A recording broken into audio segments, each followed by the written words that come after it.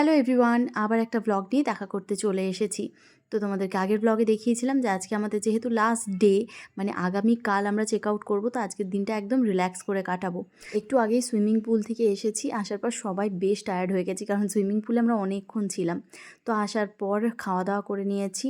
খাওয়া দাওয়া করে নিয়ে এবার সবাই আজকে একটুখানি রেস্ট করব, কারণ এই 5-6 দিন ধরে শুধুমাত্র ট্রাভেল করেছি। তো আজকে সবারই একটু রেস্ট করতে ইচ্ছা করছে, যেহেতু আজকে শুধু ল্যাদ খাওয়ার দিন। তো সেই জন্য রিহানকে দেখো বিছানায় তুলে দিয়েছি। দেন আমরা সবাই ঘুমিয়ে গেছিলাম। একবারে সন্ধেবেলায় উঠেছি, উঠেই চলে এসেছি বিচে, মানে বিচের সামনে। আমাদের মন খারাপ হয়ে গেছে যে এতক্ষণ আমরা ঘুমিয়ে গেছি, এই টাইমটা তো পুরো ওয়েস্ট, বাট একটুখানি আমাদের রেস্টের দরকারও ছিল। তো বিচে আসার পরেই দেখো রিহান বিভিন্ন জিনিস বিক্রি হচ্ছে, তো রিহান কিনবো করে ঝোঁক শুরু করেছে। ওর যদিও খুব একটা জেদ নেই কোনো জিনিস নেওয়ার জন্য, ওকে এখান থেকে সরিয়ে নিলেও সরেও যাবে, কিন্তু যেহেতু ঘুমটা ঠিক মতন ভাঙেনি, সেই জন্য আমরা একটু কিনে দিলাম, কারণ একটা জিনিস ওকে কিনে দিলে ও চুপ করে যায়। তো তারপরে আমাদের একটুখানি কিছু খেতে ইচ্ছে করছিল, তো আমরা চারদিকে যে রেস্টুরেন্টগুলো ছিল সেগুলো সব ঘুরে ঘুরে দেখলাম, সব ফুল। তারপর অনেকক্ষণ খুঁজে খুঁজে একটা জায়গা বার করলাম যেখানে আমরা সিট পেয়েছিলাম।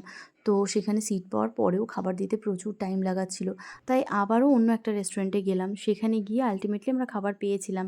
তো পিঙ্গল বলল যে যেহেতু এরকম অবস্থা রেস্টুরেন্টগুলোর, খাওয়া দাওয়ার মানে বসার জায়গা পর্যন্ত নেই, খাবারও নেই, তো সেই জন্য একেবারে যা নেওয়ার নিয়ে নাও, জায়গা পেয়ে গেছি। আমরা এই সন্ধ্যে 7টা 7:30 নাগাদই রাতের ডিনারটা করে নেব।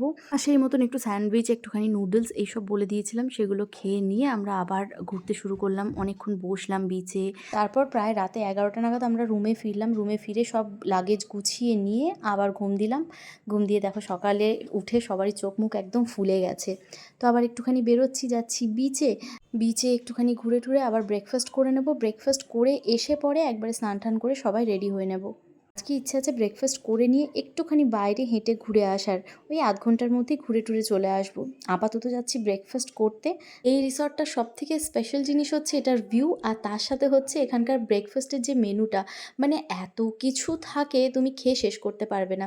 তো আমি রিহানের জন্য একটু ব্রেড জ্যাম দিয়ে দিচ্ছিলাম, আর পিঙ্গল বলে একটুখানি কর্নফ্লেক্সও দিয়ে দাও, কোনটা খাবে মানে জানি না, যেটা ওর পছন্দ হবে সেটাই দেওয়া হবে ওকে।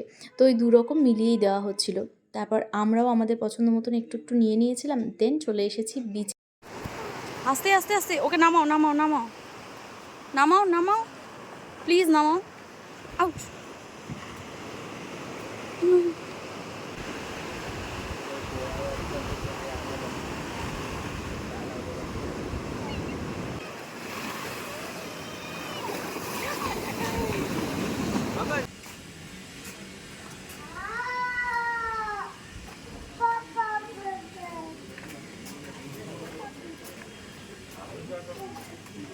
আমরা সবাই ফ্রেশ হয়ে নিয়েছি বিচ থেকে এসে, নিয়ে একটু রিহানকে বাইরে নিয়ে এলাম। এই ফার্স্ট টাইম এখানে আসার পর আমরা রিসর্টের বাইরে বেরিয়েছি, আর আমি খালি একটা জিনিস ভাবছি, রিহানের এই ট্রিপটাতে প্লেনে চাপা হলো, পাহাড় দেখা হলো, সমুদ্র দেখা হলো, সব হয়ে গেল একসাথে।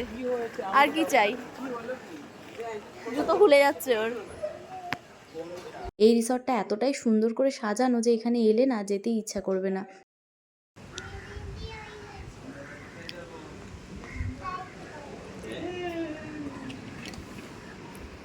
রেডি, তোমার গাড়িটা নিয়ে নাও। আমি যাবি সব লাগেজ রেডি। গাড়িটা খেয়ে নেবে, গাড়িটা তো কাঁদবে, এখানে পড়ে থাকবে তখন। না পকেটে রাখ। তাহলে কি করবো, রেখে দিয়ে যাবো এখানে? আমাদের লাগেজ নিয়ে চলে গেছে, আমরাও পুরো রেডি। চাবি না। চলো। দিচ্ছি।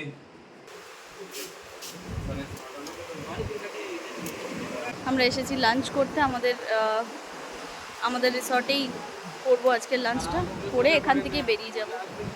ফর দ্য লাস্ট টাইম মন ভরে সমুদ্রটা দেখে নিচ্ছি, মন ভরে।